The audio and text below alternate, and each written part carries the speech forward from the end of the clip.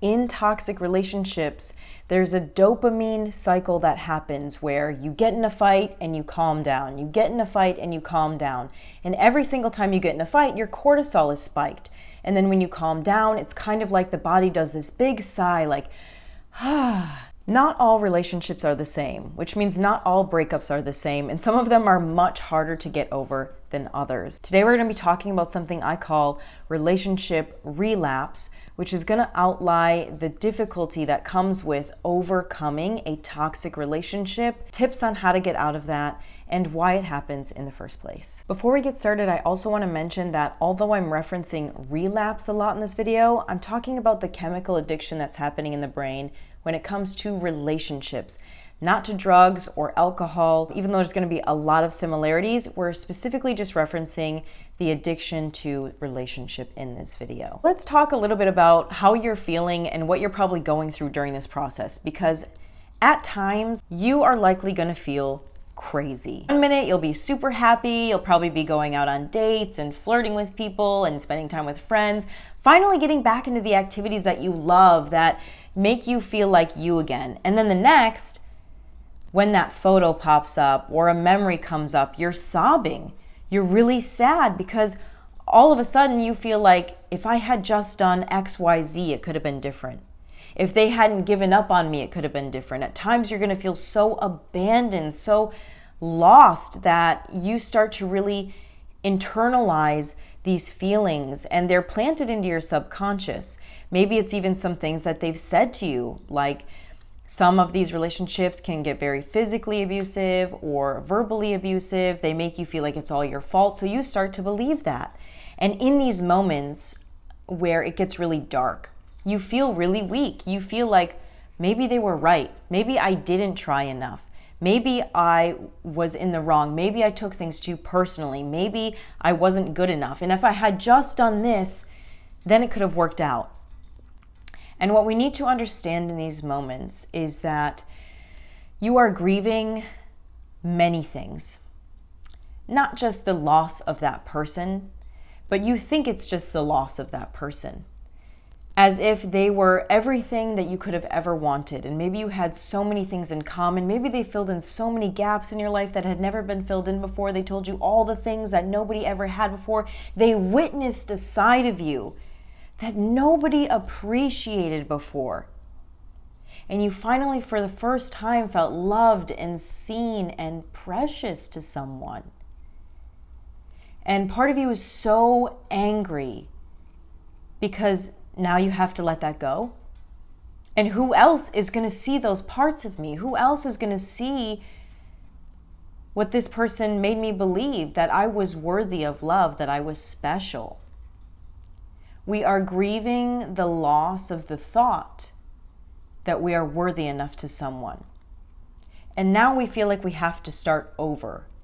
And now we feel like we have to once again start a journey of revalidating ourselves through someone else's eyes. And this is the trap that we get caught up in. Because the journey is never about finding that one person who knows us, who understands us, who loves us.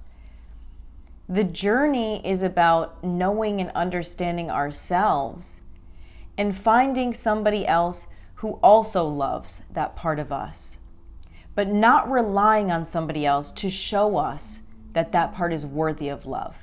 Because that part of you was always worthy of love. These moments can make you feel really guilty.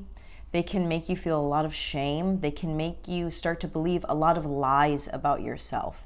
And while under lies there are some little truths, we don't want to ignore our own self-growth or our own personal development, but it is the ego that tries to take 100% responsibility for something, like the entire ending of a relationship or the entire fault of the relationship plummeting down, because you're trying to get control back. Because if somebody has left you or you needed to leave someone because they weren't treating you right, your attempt at taking all the responsibility is just your bid for control to try to feel better. Because if I take all the responsibility and I have the control, that means I can fix it.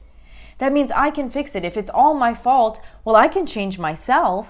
I can take responsibility of myself, and that means if I get better, I can make it better.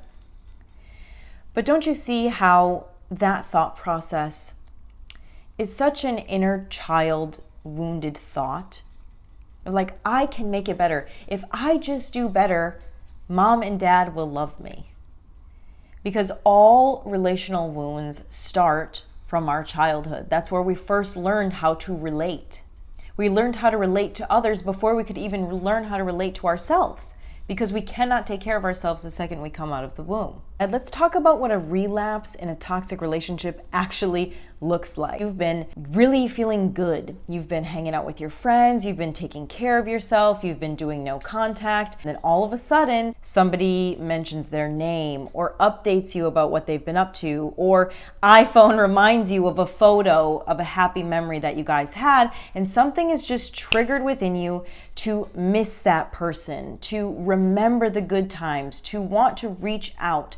Something comes up that suddenly awakens all of these old emotions that you had towards this person. And the reason we're calling it a relapse, what makes it a relapse in this video, is because when those things are brought up, you still have an emotional charge. It's not a neutral feeling. It is either hate or anger or sadness or guilt or missing them. It is some type of emotional charge that's above neutral. The reason why this is dangerous is because the second that you get that emotional charge, it stimulates the old behavior pattern in your brain for that addiction cycle to start again. In toxic relationships, there's a dopamine cycle that happens where you get in a fight and you calm down. You get in a fight and you calm down. And every single time you get in a fight, your cortisol is spiked. And then when you calm down, it's kind of like the body does this big sigh, like, okay, we're calm now, everything's okay. So your body is flooded with dopamine that you're finally safe. So you get addicted to this cycle because the cortisol spikes, and then it comes down and you feel this big relief. And in the big relief, that's when you think, oh, these are the good times. And so your body gets addicted to that because it's developed a new baseline of what love is. Even though in those calm moments, there's no actual love, it's just the absence of the cortisol rush, or the absence of the toxicity, or the absence of the abuse. This is why no contact is so important for a lot of people, because it takes away the addiction cycle and allows you to recalibrate your nervous system to something that is normal, neutral, and safe with other people. The more distance you can put in between you and that relationship, that toxic cycle, the less addicted you are to that cycle. So in the beginning of your no contact journey or your breakup period, when you have no trigger for a while, but then all of a sudden you get that trigger, the closer it is to that time period, the easier it is to get sucked back into that addictive cycle. The second your body gets triggered, and why you feel so much urge to reach out or miss them, or just this flood of emotions,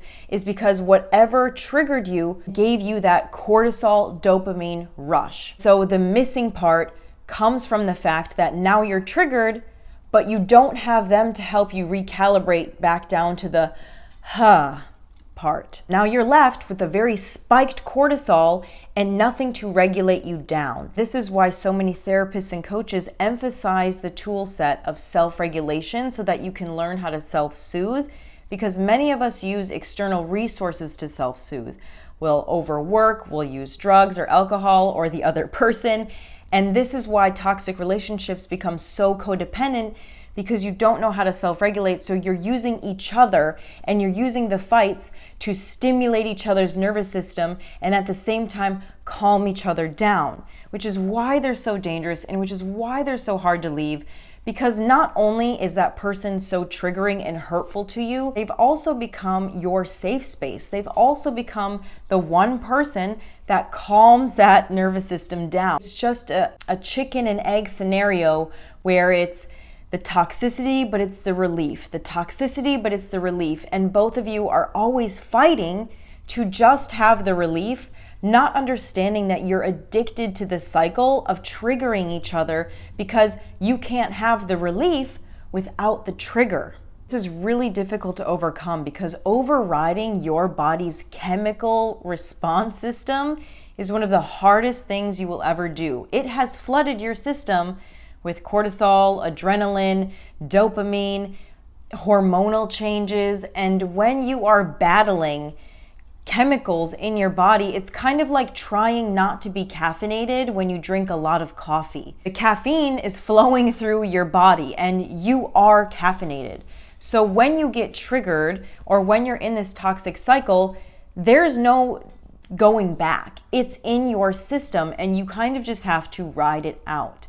But it's in how you ride it out that is going to determine how well you cope the next time it happens. Let's say you feed into the chemical addiction and you reach out, you break no contact because you're trying to self-regulate, satisfy your needs, satisfy that craving by getting in contact with them. What you've done now is instead of helping your nervous system calm down, you have fed it more dopamine, you have fed it more cortisol. Kind of like if you drank a lot of caffeine and you're like, well, I already feel like crap, so I'm just gonna put an extra shot in there, might as well. You know it's not gonna make you feel better, it's actually gonna make you feel worse, but you already feel like you've fallen off, you don't feel good, so you're like, well, might as well, just totally, completely destroy this. We need to start thinking in terms of our future selves. If we want to feel better, if we want to get out of the cycle, we have to be able to make different choices that help us break the cycle. The solution is not adding fuel to the fire.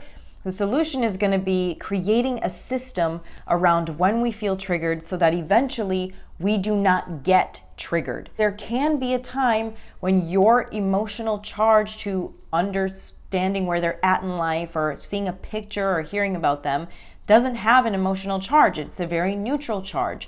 You can only do that though if you start to feed into the behaviors that help you step away from the dopamine rush and actually become disgusted with the dopamine rush instead of feeding into it. One of the biggest and best things you can do for yourself to step out of this cycle is build a very large community of support that will be able to give you tough love and also just listen. This is very important because one of the main things that drives us back to this person in the first place is the feeling of isolation.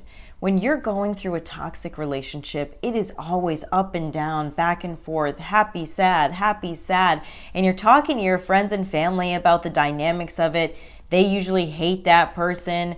You feel guilty and a lot of shame for a lot of stuff that you've done, and you start to feel like, I'm gonna push these people away because I'm just talking about it over and over and over again. When we feel like we're just talking about it over and over and over again and these people are kind of drawing away, well then we feel like of course the only option for us is that one toxic person. They're the only ones left because they keep coming back because they are also addicted to the cycle. What we need to do is build an even larger network. Sometimes these people that we find are really only good during these seasons of our lives. Find relationship support groups. Find other people who have been in similar situations because they're really going to understand the necessity of needing to talk it out.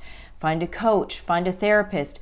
Find many people that you can spread the need to talk about it throughout them so that no one person gets burdened, so that you don't feel guilt and shame about talking about it, and so that you get different perspectives and opinions from people that really care about you, love you, support you, and so that you have emergency people to call or contact when you feel the need to reach out and re-stimulate that cycle. Depending on how emotionally available your caregivers were and how well attuned they were to your needs, how you as a child changed yourself in order to adapt to that ecosystem for survival. Brain is very efficient. It does not look at these things over and over again. So you take your childlike brain into adulthood. Where you were abandoned in childhood is where you choose abandonment in adulthood, because you are trying to recreate the scenario to which you can finally solve, finally fix, finally be good enough, worthy enough for your parents. But your partner is not your parent. And you do not need to choose a love where you need to try to become worthy of it. In every relationship where we feel abandoned, we usually start off self-abandoning. There is a part of ourself that sees red flags, that knows it's not good enough, that knows it's not up to our standards, that knows that we are crossing our own boundaries, that we are overgiving. But there's just a tiny part of us that says it's okay, because if I do this, I will get what I want. If I do this, they will see that I'm good enough, And then they will give me all of the love that I've been asking for. They will give me all of the love that I've been giving them. But it doesn't work like that. Part of the reason we mourn these relationships so deeply is because when we had that glow of being in love and that permission to be our best selves and feel good and feel amazing, we feel like when they left, they took it with them. We just see it as them, as if they gave us the magic, when really we just use them as a conduit for our own ability to feel loved. You have the ability to feel worthy and valid and amazing at all times. It actually has nothing to do with them. Just like when somebody triggers you, they're not responsible for your emotional response. You are. Just because somebody entered your life and you felt amazing doesn't actually mean that they did anything special. It means that they triggered you to have a certain response that you chose to roll with because it felt good. What if you choose to roll with something that feels good, separate from them? We can be sad because things didn't turn out the way that we wanted, and we can grieve because we feel confused when before we maybe thought we had safety. But know that you're grieving the loss of those things, the loss of the safety, the loss of feeling like you had it all figured out, the loss of feeling like it was your turn. But you're not grieving the loss of your person, which is what truly deep down you fear. You fear that you've lost your person. And you feel like it was you that did something to fuck it up. Maybe they made you believe that way. Maybe you have internal feelings of self-doubt or low self-esteem, or you grew up and people told you weren't good enough. The thing is, the right person continues to choose you. The right person continues to self-reflect. Our right person doesn't blame us for everything. Our right person doesn't use us as the punching bag. Our right person helps us in the journey, not detracts us from the journey. While I want to encourage you to grieve the fact that you don't know what you don't know, and that maybe you're lost a little bit right now, maybe you feel behind, maybe you feel like a little bit in a limbo, what we're not going to grieve is that we lost the right person, because we can never lose the right person. Chances are in that relationship you were told a lot of lies, and you're going to need some validating right now, some comforting words. And just hearing it once isn't good enough, because every time we hear something negative, it just cuts so much deeper. I'm here to tell you that you didn't deserve any of what you got. Even if you are part of the toxicity in the relationship, an eye for an eye makes the whole world blind. Chances are, if you're watching this, you are the self-reflective one. You want to know how to get better. And chances are in the relationship, you tried to do every single thing you could to make it better. You changed your entire personality. You cut out your family. You stopped doing activities that you liked. Maybe you changed your hair or how you spoke because you just wanted to be good enough for them. Because every time you gave more, they gave less, but you were fighting for that drop. A drop became all you had to live by, because who are you now without them, since you changed everything about yourself to please them? The ironic thing being, everything that you did to change yourself seemed to make it worse. And it became more and more and more toxic, until not only was there nothing left of you, but then they left you. Now, who are you? Because you changed yourself to be with them. You don't know who you are anymore. Your friends are gone, and they're also gone. This blank slate may seem scary, but it's also a real opportunity to set some new standards, to reaffirm some things about yourself you know to be true, to strengthen how worthy you actually are, and raise your self-esteem so that we never end up in this situation ever again. If you're going through this, I want to let you know I understand how hard it can be. And just like when we're addicted to drugs or alcohol or anything like that, relapse is a part of recovery. There's going to be times that it happens. There's going to be times when we reach out and we know we shouldn't, but it's okay, and there's no judgment. And every single time, I just want you to try to gain a lesson from that. Try to have a different perspective every time, because every time you can shift your perspective just a little bit, just a little bit, just a little bit, and stop telling yourself whatever you told yourself last time and shift it just a little bit, you are making progress. Eventually, When you get notification from them or about them, you will no longer be emotionally charged, and everything is going to be okay. If you're interested in a video diving step by step into the relationship relapse recovery process that I usually talk about to my clients, let me know down below and I will see about making a part 2 for this video. Love you, and I'll see you next time.